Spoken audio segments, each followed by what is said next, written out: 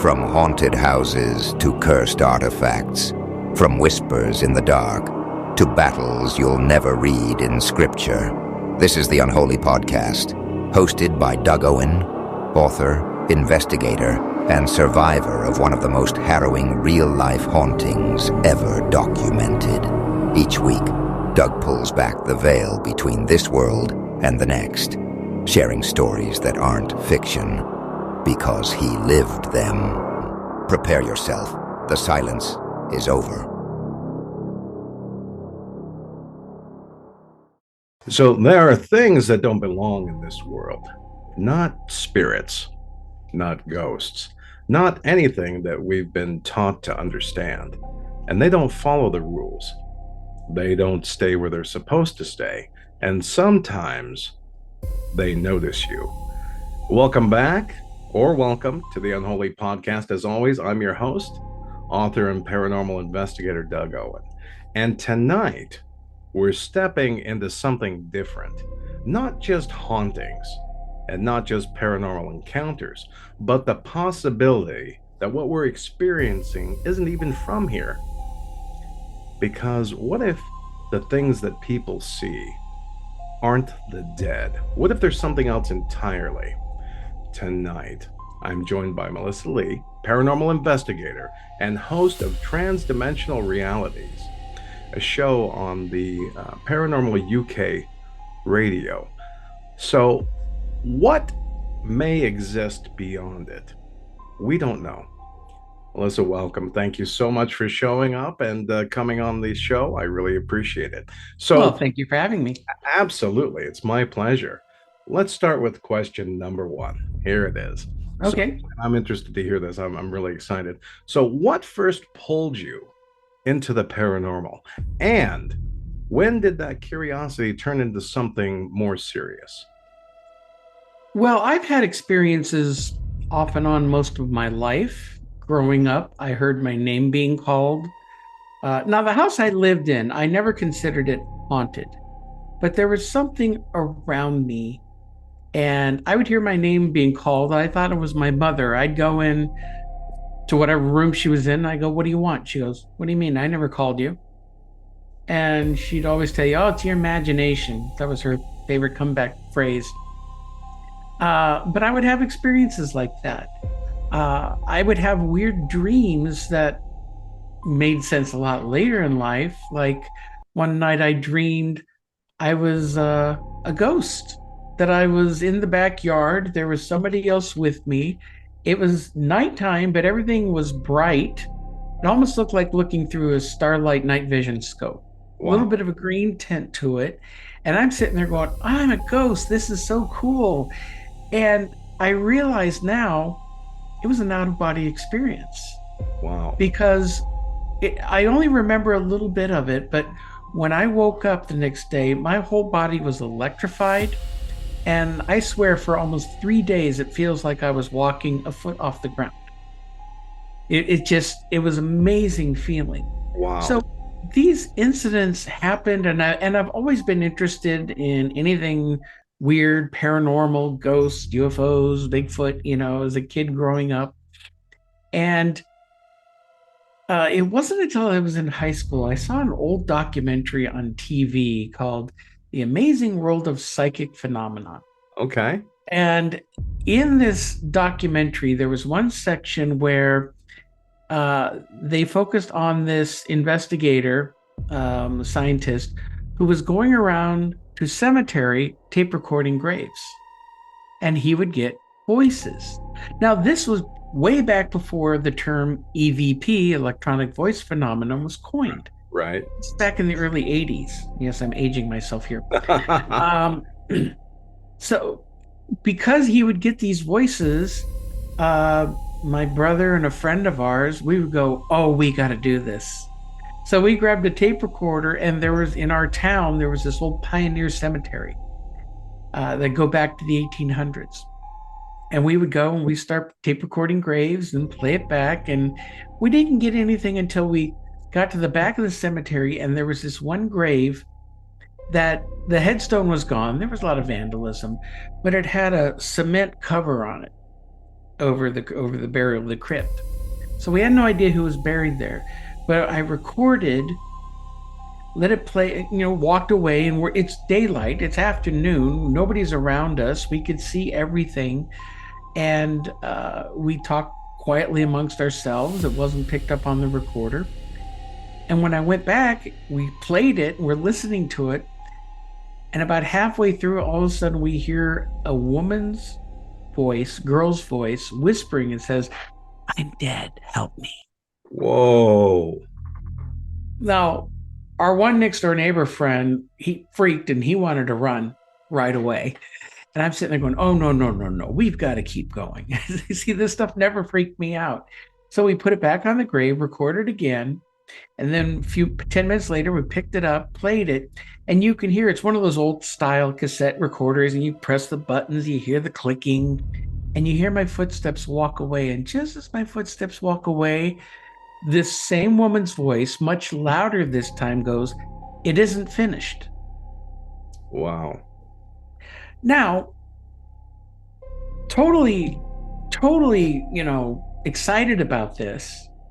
And then yet at the same time, over time, I was still kind of going through a religious phase, and I started, all these questions started to come up, and we're going, maybe we're messing with something we shouldn't.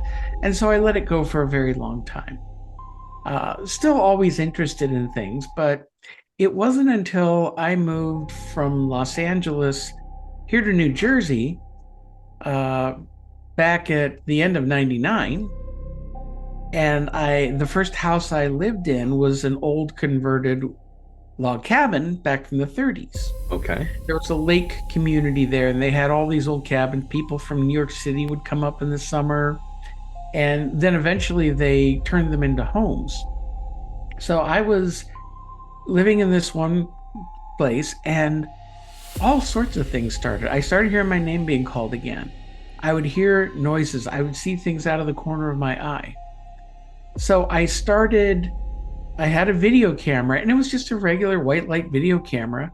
One night I'm sitting in the living room panning across, and all of a sudden I see this orb, streak, go flying. It had a tail right across in front of me. So I pan the camera around and look, and across the room there was this rocking chair, and all of a sudden, I don't know what this thing was. I jokingly call it a flying sock. Okay. Because it was this whitish, it was like a tadpole, bulbous head, almost like a tail, came flying out from under the rocking chair and flew past me into the doorway into the kitchen, and I caught it all on video. Wow. That was my first real capture on video. Since then, I've caught a lot. I called a local paranormal group to come in and investigate, and I wound up joining them. I was hooked. I joined the group and was with them for a few years. And then, some of these groups, drama happens. The owners, the people who ran the group, one had cancer and passed away, and the group kind of fell apart. So I went and formed my own group, North Jersey Paranormal Research. Okay. And for about 10 years, we were doing investigations all over the state, not only private homes, but public locations. We've done a few famous places like Gettysburg or Rolling Hills up in New York State. Oh, nice. And we would catch some great stuff. But over time, and again, the ghost shows were coming out at this time, and we know how we feel about the ghost shows. Absolutely, right? Do we need to mention it? Well, I'll mention one. I got roped into doing an episode of Paranormal State. And that was a cluster, of epic proportions. Mm-hmm. Production company was so corrupt. And they manipulated, faked some stuff. It was a bad experience. That's sad. But what started to bother me is going in, like all these other groups, going into a location, just trying to capture evidence. Right. It wasn't enough for me, because what happens? We capture evidence, talk to the clients, let them know, okay, yeah, this is what we think is going on, blah, blah, blah, and then leave. Yeah. We didn't know how to cleanse a house or right. We weren't helping anybody. And then this one case came up, and it was the most long running case I've ever done. And it opened my eyes to things I had never considered before. And it was this case here in a town up on a hill here in New Jersey, not far from here.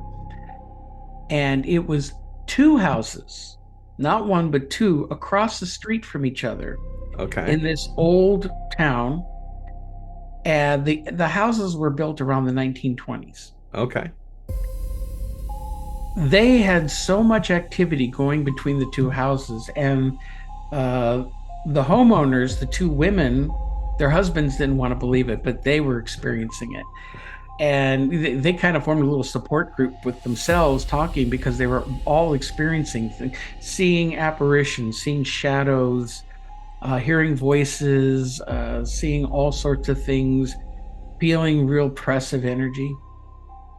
So we did multiple investigations over time because they let us come in, they liked us. And everything started to make sense in terms of, we recognized we weren't dealing with a ghost. We weren't dealing with a traditional haunting. Now, that area back at the turn of the 20th century, there was a big fire. It used to be farmland, and there was farmhouse nearby, and it burned down the whole town. People Wow. died. At first, that's what we thought. Maybe it was people who died in the nearby farmhouse and they were haunting it. Right. It didn't make sense, though. I got an EVP. Actually, two of our investigators captured the same EVP on different devices. Really? It was a different language, and it sounded Native American. Now, around here, there was heavy Lenni Lenape influence in Okay. community. The one house, they found, supposedly when they were building it in the 20s, they found burials when they were Right. putting together the foundation. Human beings buried. Human, Okay. Native Americans. Okay. And supposedly at the time, the Natural History Museum came in, took everything, left, Well, the only good thing that came out of that Paranormal State show is, because of that story, they brought in a ground penetrating radar team. Expensive. And they equipment. scanned the entire backyard. And even though they fucked it up in the episode,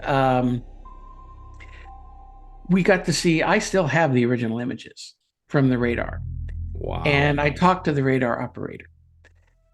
In the backyard, there is a big circle under the ground, maybe 3 feet under the soil. Big, perfect circle. And at one end, there looks like a point. It's facing north. The opposite end, there's like a fan. You know what I'm getting at here? Yeah. Okay. Like an arrow, even though you didn't see anything in the middle. Okay. Around this structure, there were these 5 white blobs that they called areas of interest.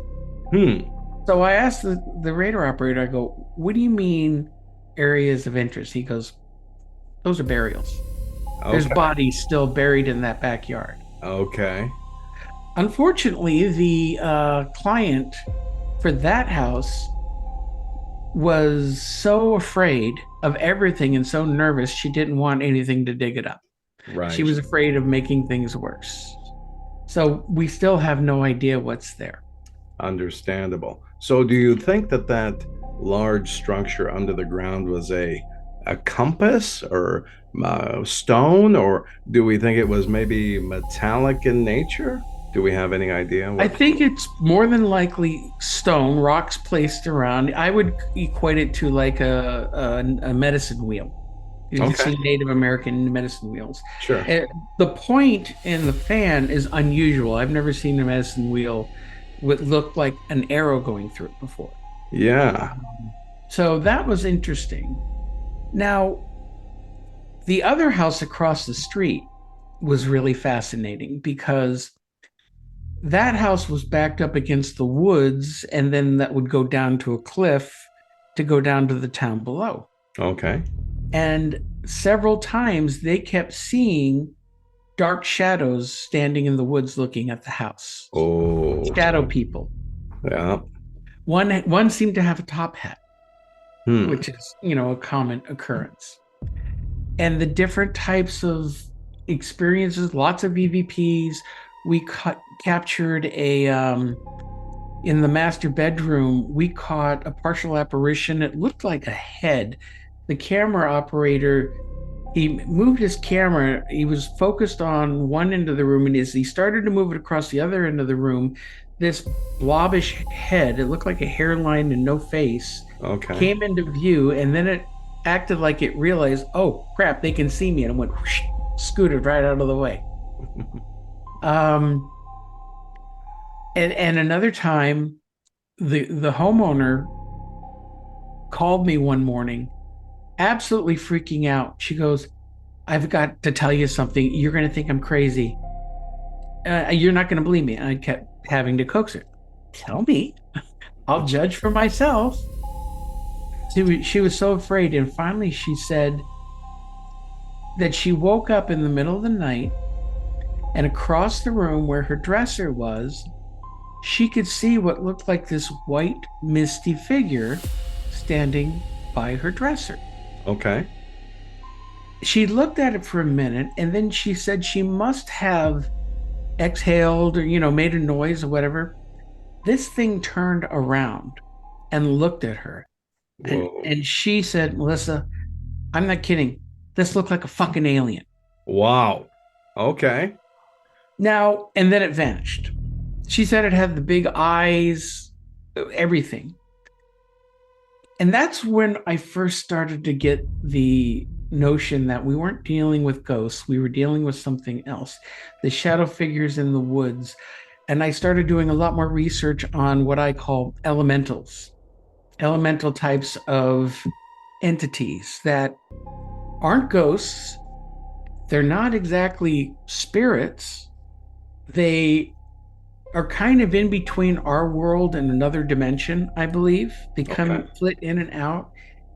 And through the research and talking to other investigators like Irene over in the UK, where they deal with all the old fairy lore, the old fairy lore, and Middle East is jinns, and then Sweden, it's Norway, it's trolls. That everybody has tales of different types of creatures that can appear and disappear. Hell, even Bigfoot has those qualities if you talk to some witnesses. Absolutely. These things, I feel, are just outside of our reality. That's kind of why I named my podcast Transdimensional Realities, because it's kind of beyond transcending what we think of as our reality. If you look at, I always equate it to the light spectrum. Okay. The electromagnetic spectrum goes like this, right, wide, but yet visible light is only like this. We can see this. Right. Yet we have infrared and ultraviolet on either side that we now have instruments that can pick up, but we can only see this frequency. Right. So that's what I think we're dealing with. We're dealing with beings that live outside of what we consider our normal three-dimensional reality. Yeah, absolutely. Absolutely. They can still interact with us. And again, we investigated for years before both clients eventually sold their houses and moved. They had to get out of there. And let me tell you, all these years later, I wish I could go back and talk to the people who own the houses now. Right. But there's an ethical problem there, because you don't want to come up to somebody, maybe they're having an activity, maybe not, and say, yeah, is your house haunted? Or are you experiencing stuff? And Right. then they might be upset that nobody warned them when they bought the house, and that can turn into a whole, No, exactly. You walk up, knock on the door, and say, "Do you know that you're living on top of the pet cemetery, right?" I mean, wow, that just blows my mind. So, what was the defining moment for you, or the one experience that made you realize that, hey, you know what? this is real. I'm not insane. I'm not seeing things. This is actually happening. What was that one moment where it just kind of popped? It's hard to say because I've had so many experiences. I've audibly heard voices. I heard one time I was investigating a house where their cat had died. Mm-hmm. And all night long, I kept hearing a cat meowing, and I caught it on audio and video. Wow. And there's no cat in the house. I would sense things. My body, let me preface this. I think all of our bodies can sense when the energy changes, when there's something comes in the room and is throwing off an energy. My body starts acting like a little anxiety attack. My heart palpitates a bit. Sure. I feel that little bit of fight or flight hit me. I walked into one of my very first investigations with that first team out on Long Island. And whatever was there did not like me. And I walked in the house and I started feeling it. And then we went upstairs and the feeling became so overwhelming. It's the only time I've ever done this because I was inexperienced at the time. Right. I had to leave the house. Okay. And I had to go outside, leaving the other investigators in there. Once I got outside, it went away. So then I went back in the house. It came right back, but I was prepared for it this time. So I wasn't going to let it get to me. Whatever was there, I was convinced was trying to push me out of the house. Didn't like me there. Okay. I've had a second case that did the exact same thing. Actually, 2 blocks away from a house that I had bought and lived in for a while. This whole area in this town, this county in North Jersey where I lived, was known to have a lot of activity.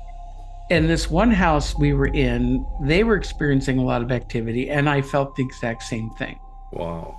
And the one investigator who went with me, we were doing a preliminary, looking around, talking to the clients. He was by himself downstairs in the basement, and he got hit by an electric shock. It just went through his whole body. Wow. And we went outside when we were done to talk by our cars. And you know that damn thing followed us outside in the driveway, and it was still trying to get us to get out of there. Really? And when we drove away, it went away. And then sure enough, of course, we go back and do the full investigation. Nothing. It hid. Coward. Yeah, right. But it was around this time, this is when I started to realize that there are these places that are hotspots. There are hotspots that have this natural nature entities, I mean, whatever you want to think of them as, that whether there's ley lines that goes through those areas, portals, something that makes an area special that attracts all sorts of different type of high strangeness activity. I'll throw out a perfect example: Skinwalker Ranch. Right. Insane high activity there. I don't know if you ever heard of the Stardust Ranch down in Arizona. Yeah. Outside of Phoenix. Okay, Mm-hmm. I used to know the owner. Okay. I used to know the owner. I had an open invitation to go investigate. I never got a chance, and unfortunately he passed away. And somebody, I'm using air quotes here, somebody who nobody knows who it was bought the property. Okay. I think we know who. So there are these spots like that. Then I did an investigation. I was in Colorado for a year, about 10 years ago. And outside of Colorado Springs, going up Manitou Springs, going up past Pikes Peak, there's a natural cave system that's open to the public for tours. It's called Cave of the Winds. Okay. Now, these caves, there's the front part is open mainly to the public, but there's a back part that they'll do lantern tours. It's deep within the mountain. You're like a few hundred feet under the top of the ground, maybe 100 feet of solid rock out to the side of the mountain. And so we got permission to investigate. We mostly focused back there. It's sterile. There's no animals. There's no insects. It's all limestone. Nothing can live in this cave. Okay. I started filming and seeing in the rock face, all of a sudden these pinpoints of light would appear and then disappear. And then in another spot, it would appear and disappear in front of my eyes and on camera. And I'd look, there's no bugs, there's no crystals, limestone, there's no crystals in the rock. And these lights would appear. We heard growling. We got an EVP of a voice, very scary voice saying, "Get out." And I even brought in a spirit box to do a session because what's great about it is it scans radio frequencies. Well, we're so deep underground, it's not going to catch anything. Yeah, right. Exactly. We got old-timey music started to come through at one point. Now, we heard that the guy who originally found the cave back in the 30s turned it into like a tourist thing. He used to have bands in there and whatnot. Okay. Yeah, he had a bunch of weird things. But here's the thing. Nobody ever died in that cave. Okay. The Native Americans never went in it. If they might have were at the front entrance, but nobody was in the back. Nobody ever went back there. It took a lot to get back there. So I started to question, if nobody died here, why are we getting all this activity? Right. Why is there paranormal activity going on here? Intelligent paranormal activity. I mean, we got these strange mists and orbs, and I mean, it was a hell of a night. And it really put me solidly on this path, thinking about elemental types of spirits. I even investigated a gold mine when I was out there, and I got activity. Now, in gold mines, there's accidents, people do die in them. Sure, absolutely. But if you look at the history of let's say the Welsh miners who came over from the UK to the US miners, what's the one thing that they always talked about? The Tommy knockers. Yeah, exactly. Right. Things that would mess with the equipment, things that would, maybe be helpful, maybe be mischievous. But what were they? They're not ghostly people. There's something. And it just really intrigued me. And that's where most of my research ever since has been focused on that type of activity. Gotcha. So when you talk about transdimensional realities, do you believe that these are alternate dimensions that we run along the same parallel timeline? Or do you believe that there are just other places that maybe mimic our reality? For example, Stephen Hawking had, told Higgs boson, not to create the particle. They claimed it would destroy our reality. So they ignored it, obviously, and created it, and the CERN and the particle accelerator.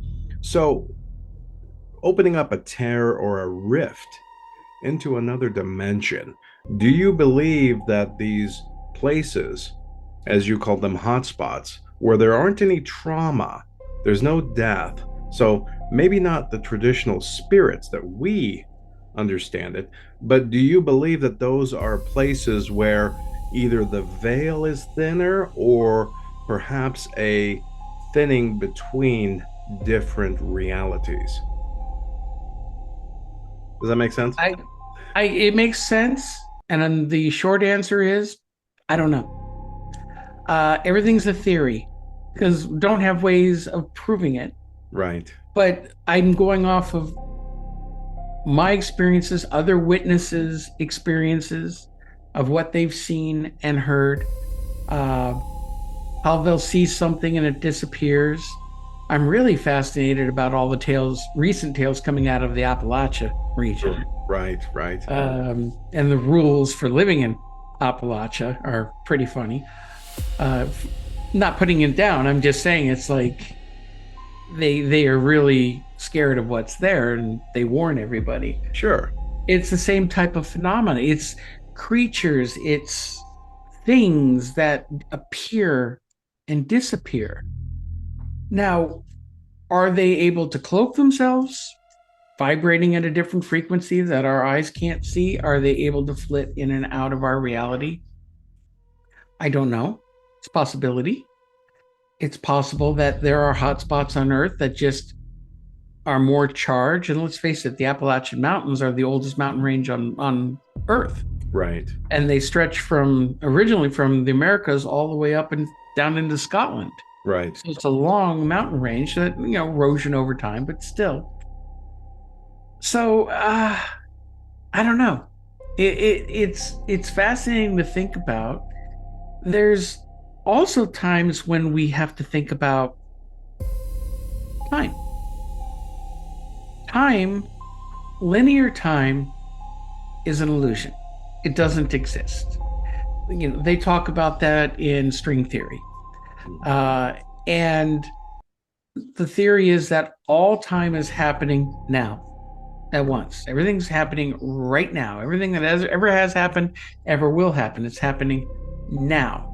Our brains can only perceive things from beginning, middle to end. Right. In a straight line. So I'm going to give you a good example. My friend Irene, who is a very, very powerful psychic medium, probably the best I've ever seen. Okay. And she's had experiences since childhood.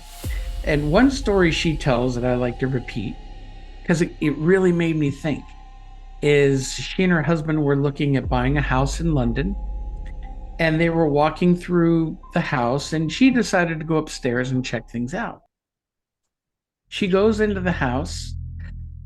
She goes upstairs.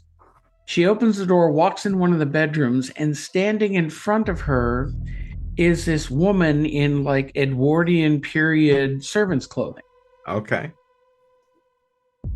They both look at each other, their eyes lock, their jaws drop in shock. The woman disappears.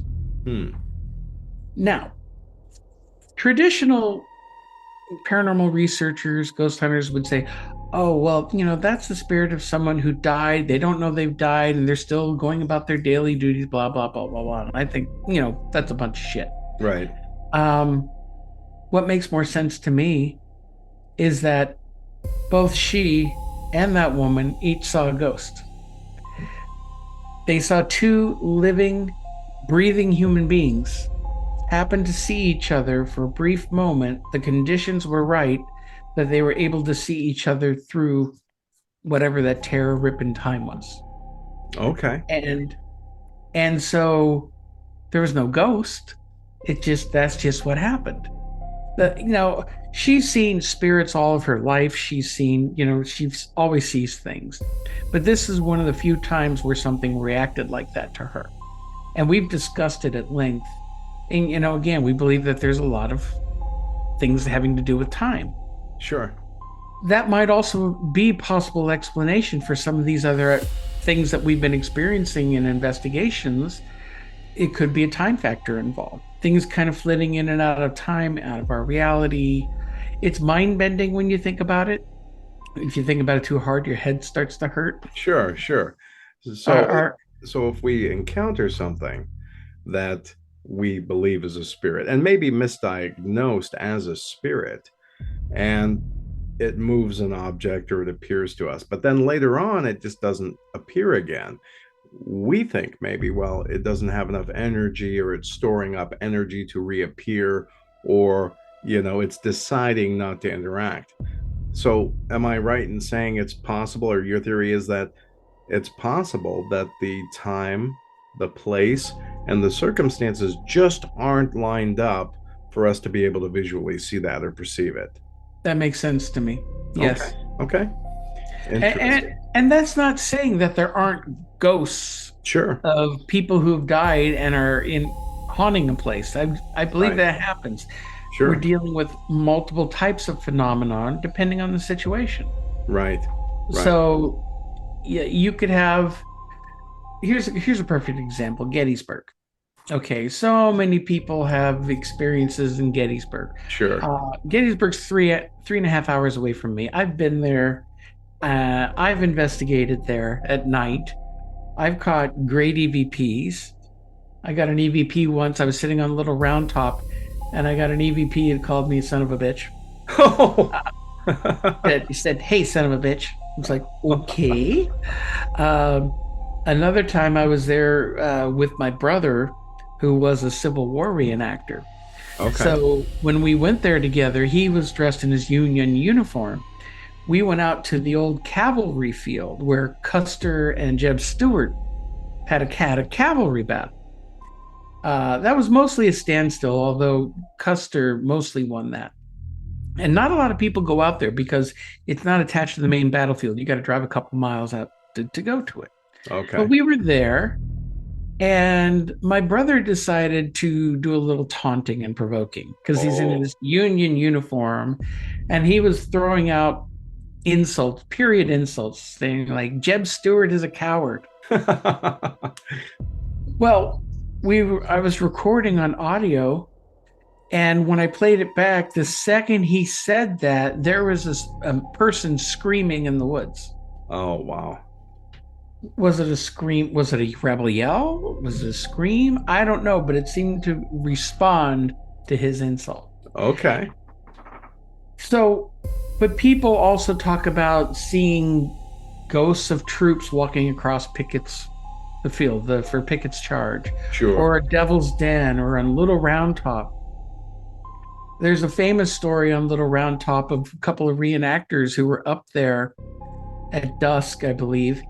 And this other reenactor came up to them and said, "Here, boys, you're going to need these," and handed them some live rounds for their muskets. Okay. Which is a big no-no in the park. Right. And they're going, what? They turned and the guy was gone. Whoa. And they physically had these things. That is incredible. That's not a ghost. No. That's a time slip, in my opinion. Interesting. Yeah. And when we were talking, when you were on my show, we were talking about the whole quarters thing. Yeah. Materializing and dropping in. So something physical is teleporting from somewhere else and coming through. Right. Is it coming through another dimension? Or is it disappearing in one place? And where does it go in the meantime? And then materializes somewhere else, like dropping right in the middle of us, standing in the kitchen. Exactly. You mentioned quarters as well, too. I did, yeah. Very bizarre. But it makes sense. It makes more sense than a ghost put it in his pocket and you can't see the quarter. It makes more sense that, there is a rift or a tear in the fabric of time and space. So that's interesting. So I think that, as I said before, I think some of these things get misdiagnosed. But do you think these, let's say entities or these other people from another time or another place, do you think that they understand us, or do you think that we are just noise to them, or do they see us possibly as the ghosts? Is that a two-way thing? I believe it all depends on the circumstances and who or what you're dealing with. The woman that Irene saw in that bedroom, to me, was a person, and there was a little time slip there where they could see each other. But sometimes there are these other creatures or entities, the shadow people report seeing coming in their room. A lot. Going back to I just had a thought here. Going back to the story of in the house, the client called me and said that this thing turned around and looked like an alien. Right. I've heard that before. People who are dealing with these elemental types of entities, things that seem to be under the ground, they kind of look like gray aliens. Yeah. Now, are you dealing with aliens, or are you dealing with something interdimensional?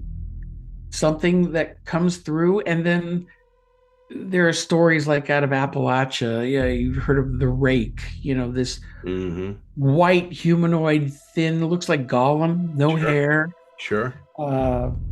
That people see and comes through. What is it? 1 minute it's there, the next minute it's gone. People who hear footsteps walking all around them in the woods, nobody is there. It's hard to say exactly what it could be. Is it dangerous? Is it threatening? Most people get scared and get out of there. Sure. Um, and then again, you have all the national parks have such a high rate of missing persons. You know, there's David Paulides' series of books, Missing 411, where people are walking along, maybe in a line, and the person behind them, they see him, and then they turn around, that person's gone, never to be seen again. Right. What happened? They get snatched into another dimension? Who knows? Interesting. So the Pine Barrens, the Jersey Devil, that's right in your neck of the woods. You know, there's another example of a creature or folklore that seems to have basis, and they all do, in reality. It would be great if every state just made up their own, you know, creature, like the state flower. Well, what's your state cryptid? What's your state creature? You know, but it's rather interesting though that and people end up missing in the Pine Barrens all the time, you know, and it's not just Tony Soprano taking them up there, right? It's got to be, you know, it's got to be something else.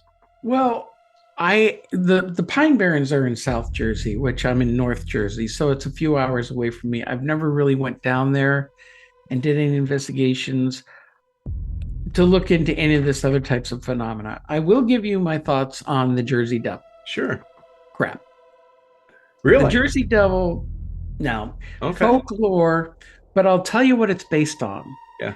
There is a particular South American bat that is huge. It has a horse head on it. When it stands, I've seen pictures of people holding these things, and it's a real bat. I've looked it up. I just forget the name of it right now. It's the spitting image of the Jersey Devil. What everybody says they see the Jersey Devil. Okay. What are the chances that either someone had one and let it go down there, kind of like they let boa constrictors out down in the Florida Everglades and they're thriving? Mm-hmm. Or, you know, maybe there was a colony or some of them there at one time. But no one's had a real legitimate sighting of a Jersey Devil in years. No pictures of one. Right. Nothing that looks legitimate. Right. So I don't believe the Jersey Devil exists. That's not to say that the Pine Barrens don't have their own type of activity going on down there. Right. Now, we also have our own Bigfoot here in Jersey. Is that right? Yeah, I've seen it a couple of times in Northwest Jersey, where I used to live. They called him Big Red Eye. And he would show up about every 20 years. One would show up and there'd be howling in the woods. Something was getting into people's trash cans, which they swear wasn't a bear. And right. I've had bears get into my trash cans plenty of times. Sure.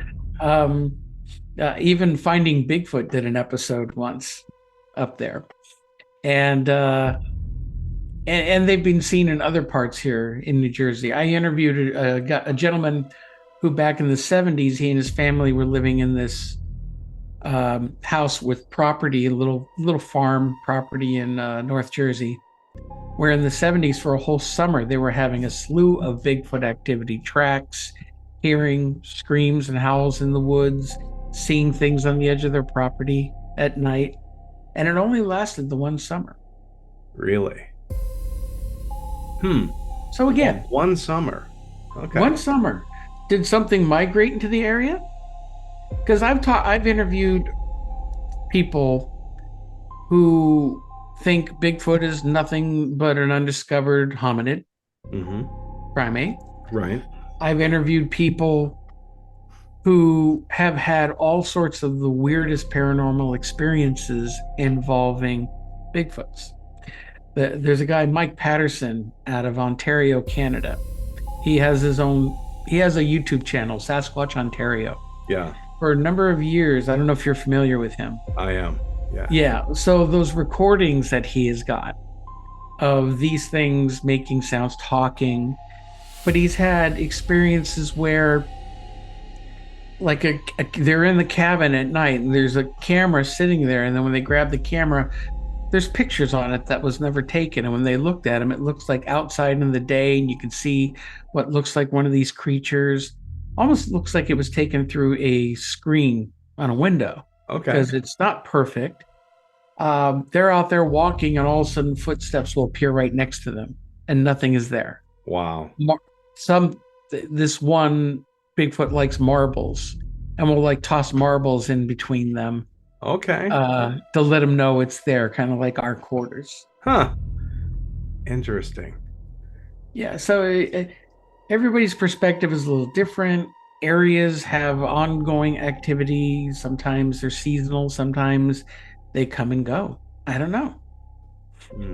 Well, we're going to take a quick break.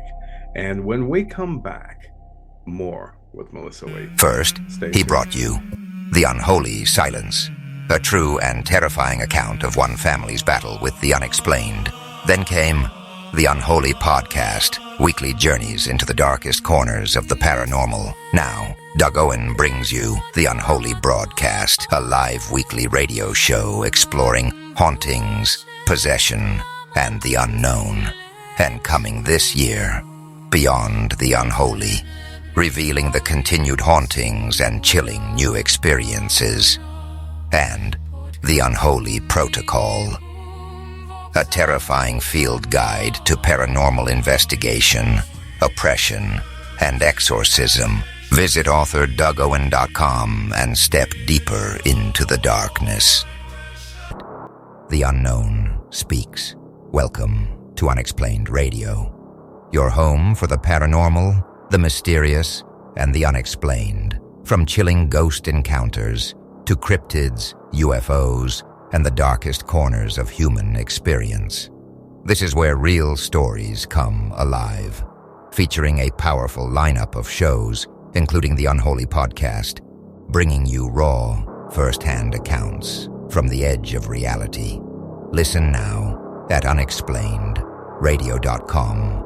Unexplained Radio, where the truth is never what it seems, and the silence is never empty.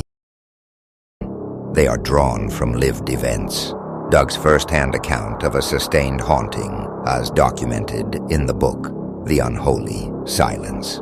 The book details the investigation, the psychological toll, and the impact on his family, offering a deeper look at what happens when paranormal events move beyond theory and into daily life. The Unholy Silence is available worldwide through Amazon in paperback, hardback, and ebook formats. For those who want the full account, the story begins there.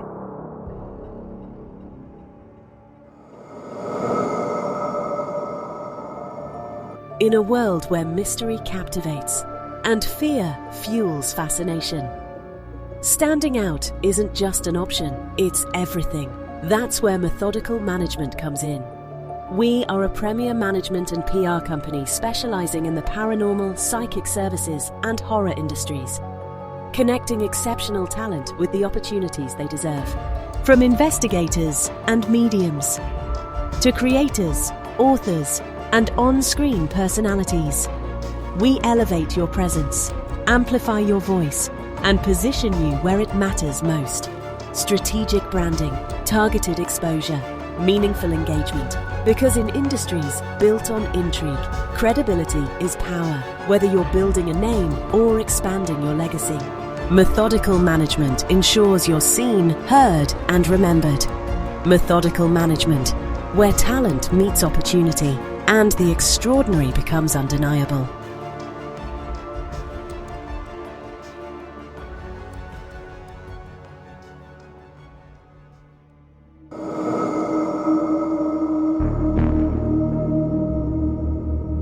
Is your business truly protected, or is it haunted by what you don't know? I'm Dawn Adams. With over 30 years of experience, I've seen it all. When I review a policy, I find that 75% of businesses have scary coverage gaps. Don't let those unexplained coverage gaps send your business to the graveyard. Cutting corners now could cost you everything later. Serving Idaho, Oregon, and Washington, call me direct at 208-955-6370. That's 208-955-6370. Or find me on Facebook at Dawn M. Adams, Farmers Insurance Agent. All right, everybody, welcome back to the Unholy Podcast. As always, I'm your host, author and paranormal investigator, Doug Owen. We're talking with Milyssa Leigh, and she hosts Transdimensional Realities, a great podcast series. You should check it out on Paranormal UK Radio. So Melissa, let me ask you this. And this is a personal, I love this. This is one of the great mysteries of the world, and there's so many theories. But Roanoke, right? Croatoan, carved into the tree. The settlers disappear. You know, their clothing still there on hangers. Their belongings not touched. No sign of blood. No bodies. What is your take? What is your thoughts? Well, that's not the only one. There's ships at sea, Bermuda Triangle. People find ships abandoned, and there's food on the table, and everything seems fine. Just there's nobody there. Right. As far as the Virginia colony, I don't know. I think there's too much that could happen if maybe they were attacked and they ran and left everything. I don't know, and who knows what Croton means. I thought I read something a little while back. They said they'd solved the mystery of it, which usually when they say they solved the mystery, no, they didn't. Yeah. I hadn't heard that. But yeah, because they're trying to debunk it. Sure. They debunk things all the time. It's like, yeah, no, it's baloney. Right. It's like, it irritates me. This is a little off topic, but sure. like the pyramids. Okay, the pyramids. Sure. There's so much about the pyramids that what we're being told is, by mainstream archaeologists like Zahi Wad, are total BS. They were never tombs. There's the structures underneath the pyramids that they've recently found. I even got annoyed with Josh Gates from what's his show? Expedition Unknown. I met Josh before. He's a nice guy. I watched him since the Destination Truth days. Sure. But one of the newer episodes he did was at the pyramids with Zawi Hawass, and they flat out said, "Oh yeah, this was a pharaoh's tomb." I just wanted to reach through the TV and strangle him. It's like, no, it wasn't. Because it's all this disinformation that comes out that tries to tell people, don't look over here. This is perfectly normal. Right.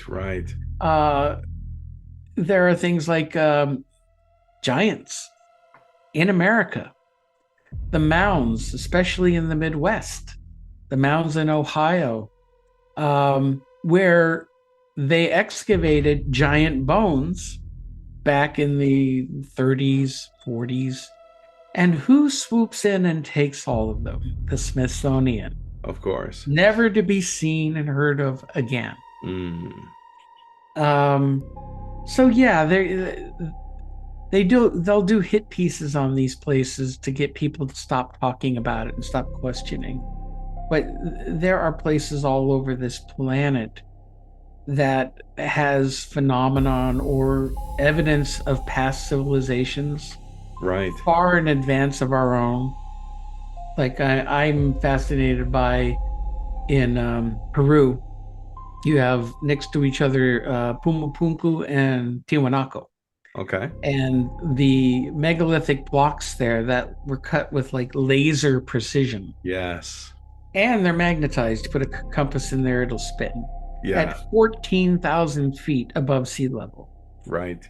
Let me tell you something. Pikes Peak in Colorado is 14,000 feet. And I went up there and I got altitude sickness so bad I was sick for a couple of days because of the lack of oxygen. You can't exert yourself. Who is building these big blocks and building these things at such a high elevation where if you're not acclimated to that environment, you're going to be hurting? Sure. Absolutely. Wow, that's fascinating. So, the information that travels to me, we were always taught in school. These pyramids, giant tombs.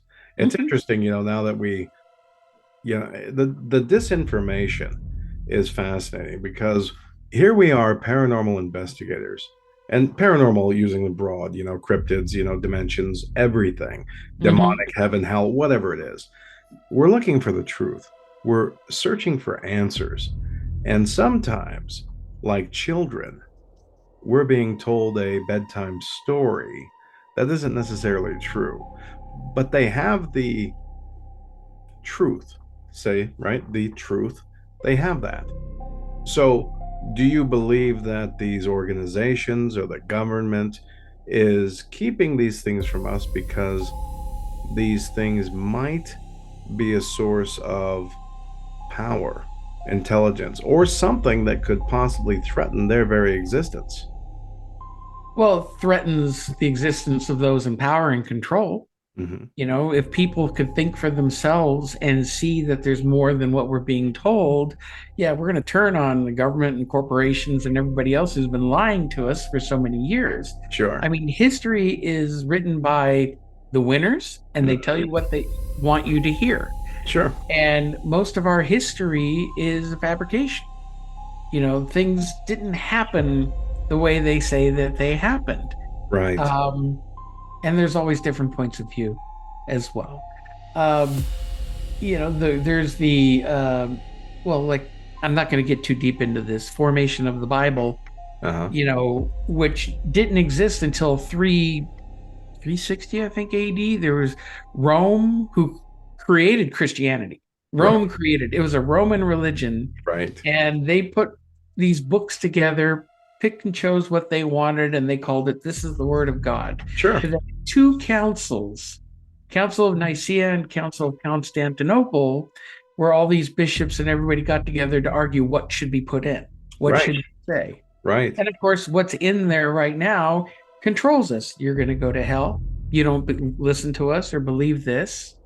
And I don't believe in hell. Right. I believe everything's a learning experience, but that's a topic for another day. Sure.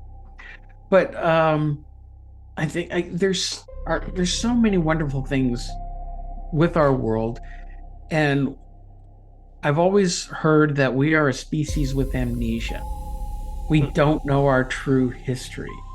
We don't know what's happening. To delve a little bit into the UFO aspect. Yeah, absolutely. Okay.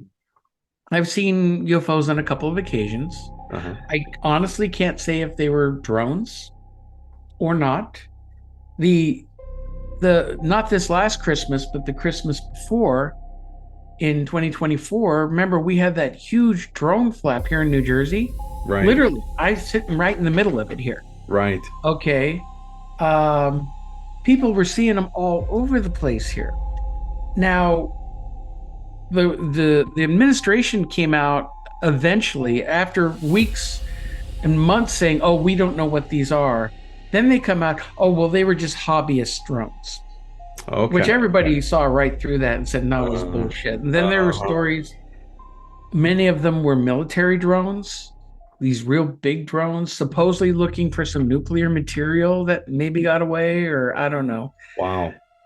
But that doesn't explain the plasmoid things that people were seeing. The balls of light that were not a flying vehicle were silent and would change shape or do whatever. But again, they say, yep, nothing to see here. Don't look here. And people still occasionally see those things around here. It went on for a long time, but they shut it down and got everybody to believe it was nothing. And we move on from here. Good old weather balloon story, right? Isn't that the truth? So have you ever encountered something that didn't necessarily behave like a spirit or an entity as we know it? Something that behaved completely foreign? I've never really had anything that was out of the ordinary like that. Most of my experiences are typical to what a lot of people experience. There are times when I'll feel that pressure in here. My body is telling me something is here. Sure. I did an investigation over a year ago at this one house in North Jersey. These realtors were flipping this old house, and then they were going to sell it. Well, they called a couple of investigators in, myself included, to investigate, because the workmen during the day were experiencing things in the basement that was scaring the crap out of them. They were hearing footsteps walking around, things being moved around. Okay. And the weirdest one was one of the realtors was standing outside the house, about 40, 50 feet away, and there was these bushes, and they have a huge property, huge acreage in the backyard. And while he's standing there, he's recording something on his phone. While he's recording, all of a sudden you start hearing this childlike laughter. Wow.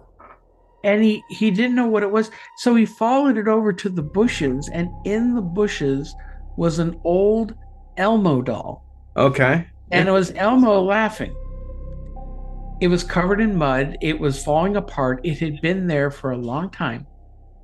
And he wasn't anywhere near it. If it was motion sensitive, A, what would have set it off? And B, I don't think they ever checked for batteries. But if there were batteries in there, they were long dead, because it was obvious this thing was in there for a long time. I saw it myself. I went up to it, but it was so gross I didn't want to touch it. Sure. So this is the Tickle Me Elmo doll, right? The one that is famous.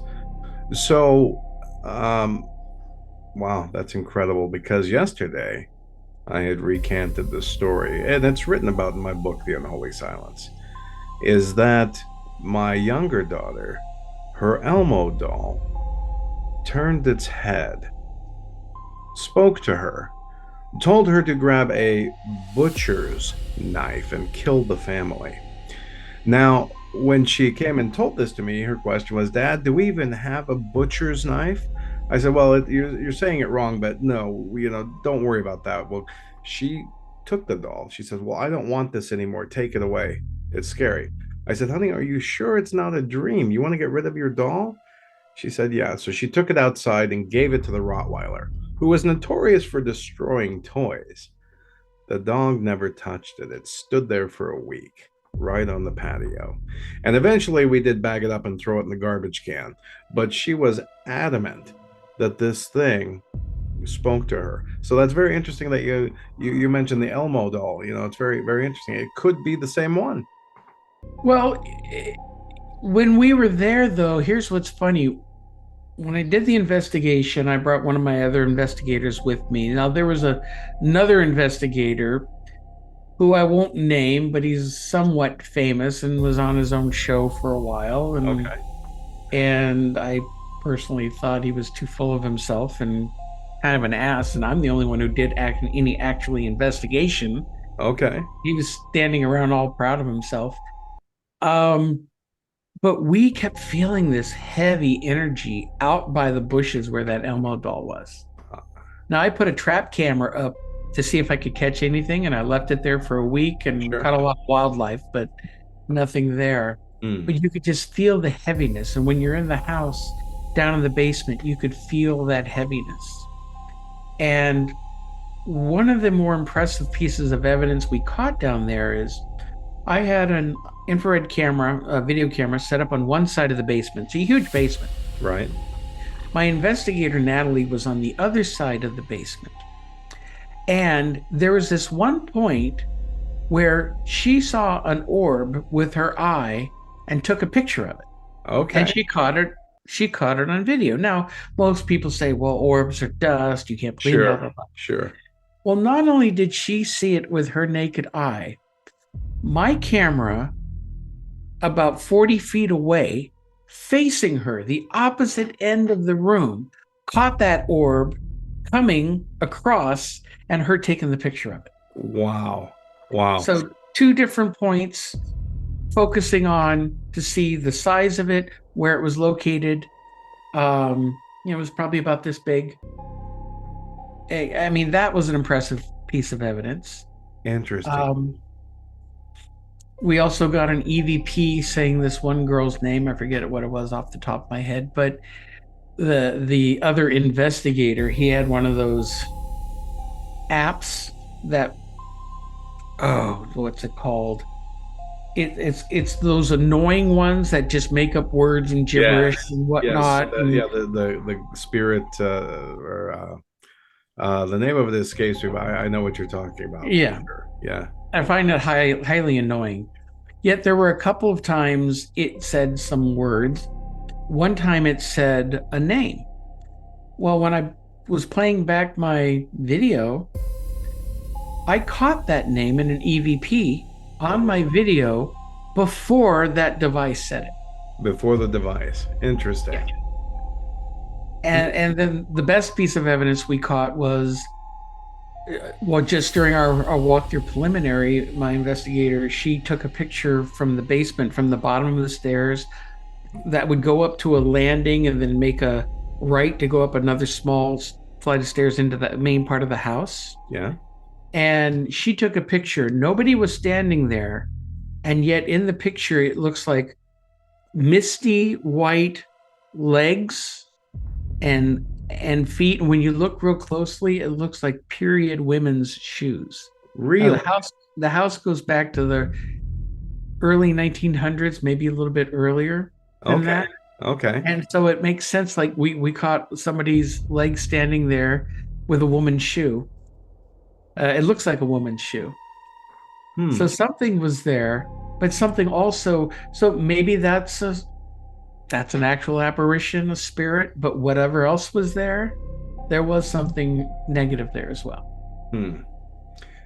So, have you ever had anything actually follow you home? Any type of entity or a spirit?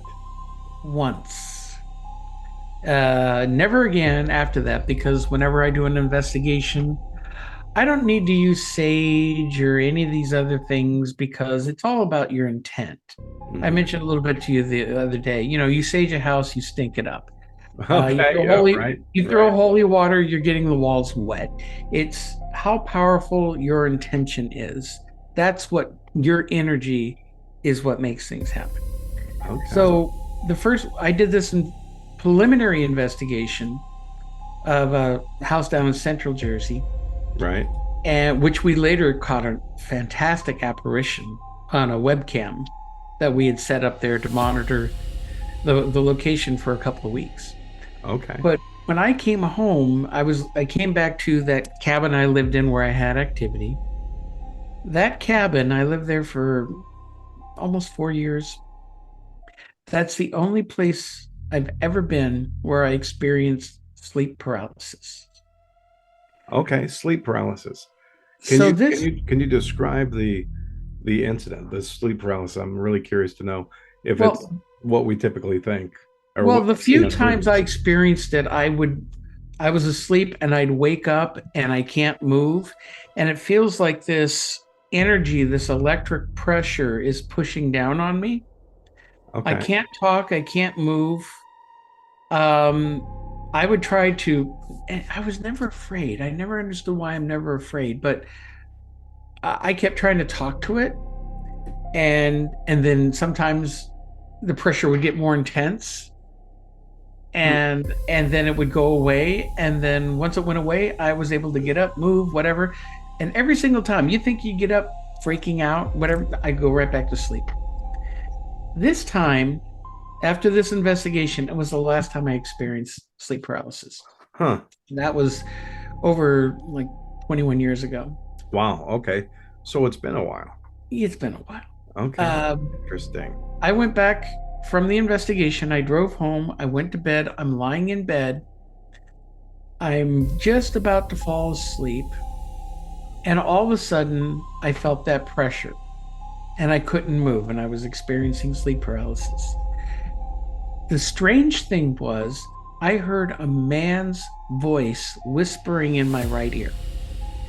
And it was urgently whispering, but I could not make out what it was saying. It was fast, and I couldn't make out words. So thinking in my head, because I couldn't talk, I was trying to tell it, I hear you, but I can't understand you. Slow down. Speak slower. Let me see. It got more agitated and started speaking faster. Okay, interesting. And then I told it one more time. Look, I can't hear you. Slow down so I can hear you. This thing got enraged. I did not see anything, but in my mind's eye, that thing put its face right up to mine and screamed at the top of its lungs. Wow. And at that point, I sat there and said, okay, you're out of here. You're out of here. I imagined white light around me, and I imagined grabbing it and throwing out the window behind my head. Whew. and pushing it away. Okay. And within a few seconds, it all lightened up. It went away. I could move, and I never had an experience again. Effective. And I was convinced it followed me home from that investigation. Okay. Gotcha. So let's do a speed round here. Okay. So 1-word answers, please. Are you ready? Okay. Sure. Fire away. Demon or spirit? Well, it's hard for a 1-word answer because they're two different things, I think. Spirit, kind of. I don't believe in traditional demons. Right. There's some types of entities that could be these elemental kind of things that could be nasty. Sure. They can be nasty, and people would think they're demons. Are they actually made of spirit? I don't know. So I'm just going to shrug on that one. Okay. All right. Ouija board, yes or no? Yes, if you know what the hell you're doing. Nice. It's not a game. If you're trained, you know how to close it. It's like opening a door. People who play with it, they call something in, they get freaked out a little bit, and they get up and leave. They don't close it. It's like opening a door to a stranger and then walking away, and they just walk right into your house. Nice. So, haunted house or haunted object? I'm going to say haunted houses or areas that have activity. I haven't dealt a lot with haunted objects, although my friend Irene has a ring that we've got dated back a few hundred years from Italy that has the head of, it looks demonic, but it has the head of what we think is Pan. Okay. Yeah. It has the horns, it has this beard, ruby ingots for eyes. Sure. Half the face, it's handmade. Half the face looks like one kind of thing. The other half looks more disfigured, demonic. Interesting. And it has a personality of its own. Let's put it that way. Okay. So possession or oppression? Both. Okay. Fair enough. Both. Oppression leads to possession. They wear people down to the point where they're more susceptible to come in. Now, the stories that you were telling me that happened with you and your daughter and your neighbor, they felt like a type of possession, but not how it normally happens. So right. Interesting. It was very interesting. EVP or apparition? Well, apparition is the gold standard. I'd love to see an apparition, but I've gotten many EVPs. Okay. Cleanse or confront? Yes. Okay. Fair enough. There's steps to everything. Absolutely. So fear or curiosity? Oh, absolute curiosity. Right. I never really get afraid. I've been creeped out at times, walking through an empty mental institution in the middle of the night by myself to retrieve a camera. Yeah, I had the creeps, but it wasn't ever anything fear that I would turn around and run out. Sure. Protective item, cross or crystal? Doesn't matter. It's what you have, your energy, what you believe in. You put your energy into that item. You think that's going to give you protection. If you believe in it strong enough, it'll give you protection. Yeah. I mean, I could hang this mouse off my chest, and if I believed in it, that would protect me. It would. Because it's not the object. It's you and your energy. Okay. All right. Terrific. Well, I want to thank you for coming on the show here. I think we've reached the time here. But, boy, I really appreciate you coming on the show. Thank you so much for being here. And I know that the listeners and the viewers are going to absolutely love this episode. You're a wealth of knowledge. Love to have you back on the show. 1 hour just does not seem long enough for our conversations. We could talk for days. Absolutely. I'd love to come back, and thank you so much for having me on. Absolutely. So this is where it begins. If you enjoyed tonight's episode, make sure you follow, subscribe, and share it, because if you've experienced something that you can't explain, something doesn't feel right, something out of place, reach out to the show. We'd love to hear your stories. And as I always say, dear listeners, dear readers, stay safe, be aware, and beware, because sometimes the silence is the most terrifying thing. You've just heard another chilling chapter of the Unholy Podcast, hosted by Doug Owen, author, investigator, and witness to the things most fear to name. For more real stories, cursed objects, and exclusive content, step deeper into the dark at authorDougOwen.com. Subscribe, share, and remember, some silences aren't empty, they're waiting.